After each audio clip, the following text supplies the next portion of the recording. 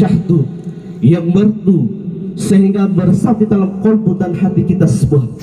Kaum muslimin, jamaah salat Id yang insyaallah mudah-mudahan dirahmati dan dimuliakan oleh Allah Subhanahu wa taala. Kalimat yang kita kumandangkan kalimat takbir Allahu Akbar, bukan sekedar hanya ucapan kalimat takbir, tetapi bagaimana kita kemudian hadirin yang mulia kita bawa maknai bahwa kalimat itu adalah kalimat ikrar, kalimat pengakuan kita kepada Allah Subhanahu wa taala. Allahu Akbar, Allah yang maha besar.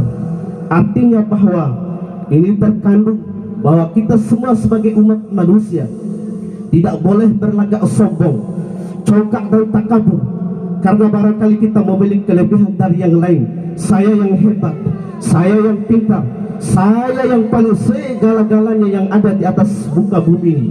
Kaum muslimin, jamaah salat Id yang mudah-mudahan dirahmati dan dimuliakan oleh Allah Subhanahu wa taala.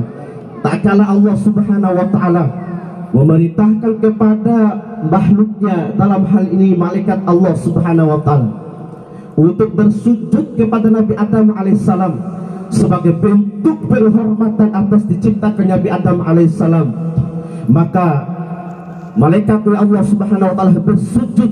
Akan tetapi hadirin yang mulia, ada satu makhluk Allah Subhanahu wa taala yang tidak mau bersujud, yaitu iblis la'natullah alaih.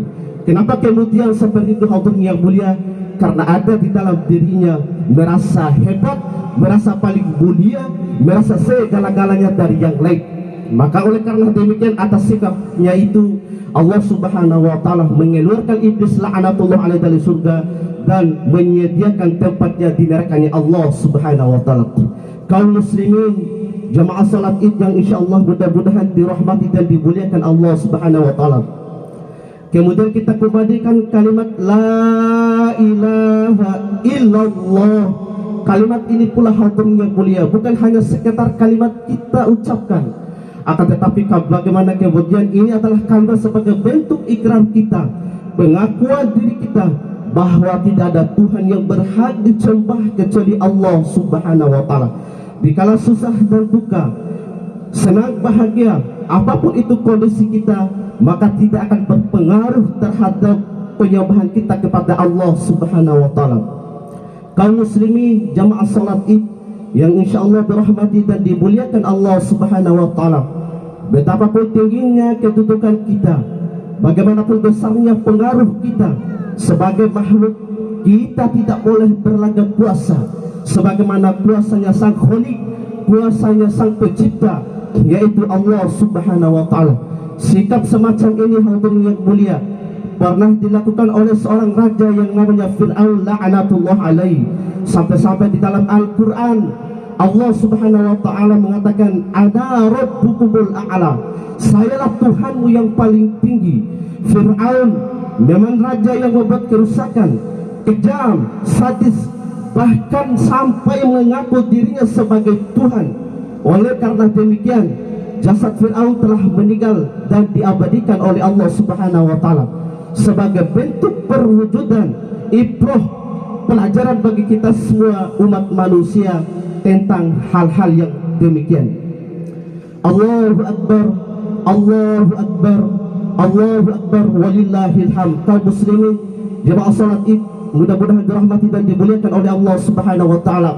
Dalam rangka Idul Fitri ini, kita juga mengumandangkan kalimat tahmid, alhamdulillah, segala puji bagi Allah. Ini juga sebagai ikrar kita sebagai hamba Allah Subhanahu wa taala yang senantiasa bersyukur, yang telah dianugerahkan oleh Allah Subhanahu wa taala berbagai macam kenikmatan yang ada di dalam hidup dan kehidupan kita. Allah Subhanahu wa taala berfirman di dalam Quran surah Ibrahim ayat yang ke-7, a'udzubillahi minasyaitonir rajim, bismillahirrahmanirrahim, la in syakartum la azidannakum wa la in kafartum inna 'adzabi lasyadid. Sesungguhnya jika kamu bersyukur, pasti kami akan menambahkan nikmat kepadamu, dan jika kamu mengingkari nikmatku, maka sesungguhnya azabku sangat pedih. Kaum muslimin, jamaah salat Id yang insyaallah dirahmati dan dimuliakan oleh Allah Subhanahu wa taala, orang yang bersyukur adalah orang yang mampu tunduk, taat dan patuh senantiasa bersujud kepada Allah Subhanahu wa taala dan mengikuti apa yang telah dicontohkan oleh Rasulullah sallallahu alaihi wasallam dan menjauhi segala apa yang dilarang oleh Allah Subhanahu wa taala, dan tentunya tidak mendekatkan diri kepada kemaksiatan dan menjauhi dari segala hal yang mendatangkan dosa seperti perbuatan yang melalaikan salat. Kaum muslimin jamaah yang dimuliakan Allah Subhanahu wa taala, orang yang bersyukur itu senantiasa memaknai bahwa perintah salat itu adalah merupakan kewajiban yang ada di dalam diri kita semua, karena kita tahu bahwa salat ini merupakan amalan yang paling penting, amalan yang paling utama ketika kita kembali kepada Allah Subhanahu wa taala untuk dihisab. Karena kalau salat kita baik, hadirin yang dimuliakan Allah Subhanahu wa taala, maka akan baik pula seluruh amalan-amalan kita yang lain. Akan tetapi sebaliknya, bila salat kita tidak baik, maka apapun yang menjadi kebaikan-kebaikan kita yang lain, maka tidak akan pernah baik pula.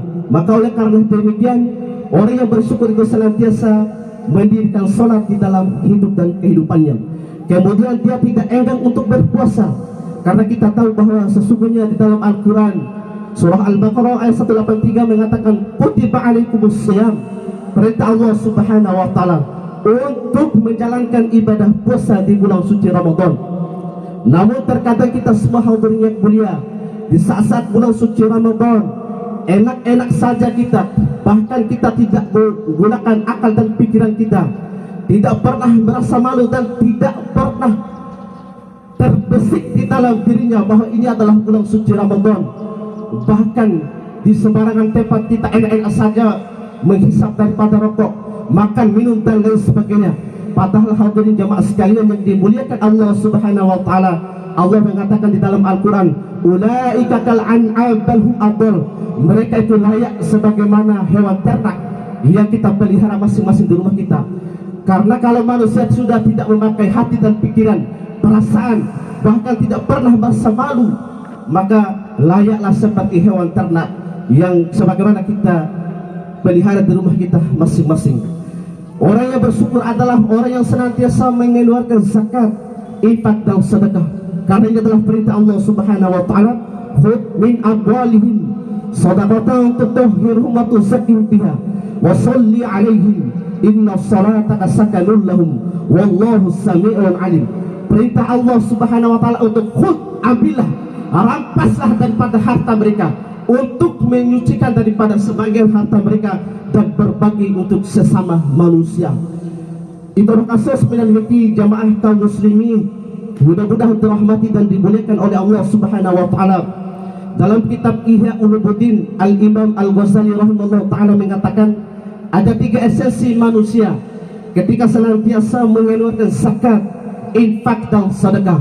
Yang pertama adalah untuk mengkokohkan iman dan takwa yang ada di dalam dirinya.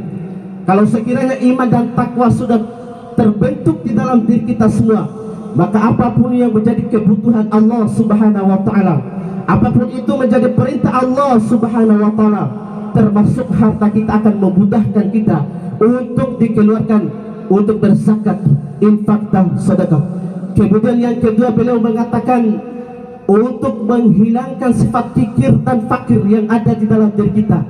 Maka oleh sebab itu, untuk sebagai pengobatan hati kita ini, maka sesering mungkinlah kita mengeluarkan zakat, infak maupun sedekah. Kemudian yang ketiga adalah sebagai bentuk rasa syukur kita kepada Allah Subhanahu wa taala yang telah menganugerahkan segala nikmatnya yang ada di dalam diri kita, sehingga kita tidak pernah mampu, bahkan tidak akan mampu untuk membayar daripada nikmat Allah Subhanahu wa taala. Selain daripada itu, untuk berbagi terhadap sesama, terhadap kaum muslimin wal muslimat yang tentu tidak hadirin itu kasus memiliki sama-sama disertasi. Orang yang senantiasa bersyukur, senantiasa meninggalkan perbuatan zina, tidak mengkonsumsi narkoba, tramadol, miras, dan melakukan sistem riba, dan mengurangi timbangan dan takaran apabila dia sebagai seorang pedagang. Perbuatan-perbuatan semacam itu dijauhi dan ditinggalkan, demi mencapai derajat kemuliaan di sisi Allah Subhanahu wa taala, yaitu derajat takwa. Allahu akbar, Allahu akbar, Allahu akbar, walillahil hamd. Kaum muslimin jamaah salat Id yang insyaallah dirahmati dan dimuliakan oleh Allah Subhanahu wa taala. Setelah kita menegakkan ibadah puasa di bulan suci Ramadan, mengalurkan zakat dan beridul fitri, tentunya diharapkan kepada kita semua menjadi orang-orang yang betul-betul kokoh imannya dan mantap ketakwaannya. Karena perkara yang paling penting di dalam kehidupan kita adalah perkara iman dan takwa.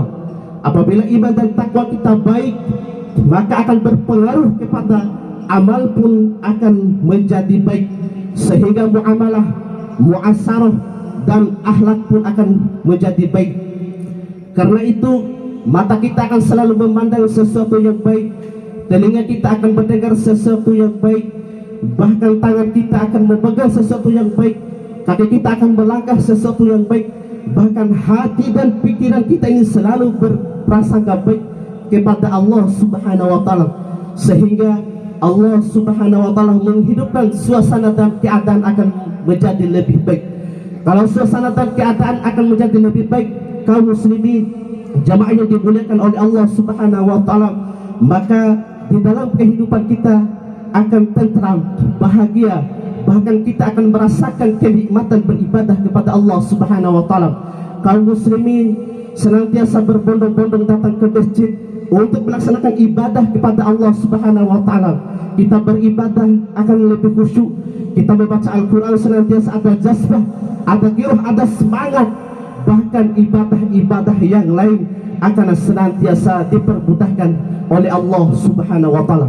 Sehingga hadirin yang mulia, kalau suasana dan keadaan seperti itu yang ada di kampung halaman kita, di bangsa dan negara kita ini, maka disitulah Allah Subhanahu wa taala akan menurunkan nusratullah, pertolongan Allah Subhanahu wa taala, berupa keberkahan di langit maupun keberkahan di atas muka bumi Allah Subhanahu wa taala. Bila sebaliknya itu kasus memiliki sama-sama disertasi iman kita ini rusak, maka amal pun akan menjadi rusak. Bila amal kita akan menjadi rusak, malah kehidupan muamalah, muasarah dan akhlak pun akan menjadi rusak. Kalau muamalah, muasarah dan akhlak akan menjadi rusak, maka suasana dan keadaan kampung kita akan menjadi rusak pula, sehingga orang-orang tidak mau lagi berbondong-bondong untuk datang ke masjid. Mereka merasa malu, merasa hina, merasa segala-galanya untuk menjalankan perintah Allah Subhanahu wa taala. Mereka tidak mau lagi untuk membaca Al-Quran. Mereka hanya memperindah-indah masjid-masjid untuk menjadikan sebuah bangunan-bangunan yang kosong. Tidak mau lagi di dalam untuk pengajian-pengajian.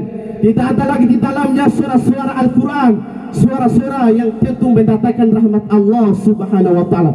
Kalau suasana dan keadaan seperti itu, kampung kita, bahkan bangsa dan negara ini, disitulah Allah Subhanahu wa taala akan menurunkan daripada azabnya, baik itu yang langsung maupun tidak langsung, sehingga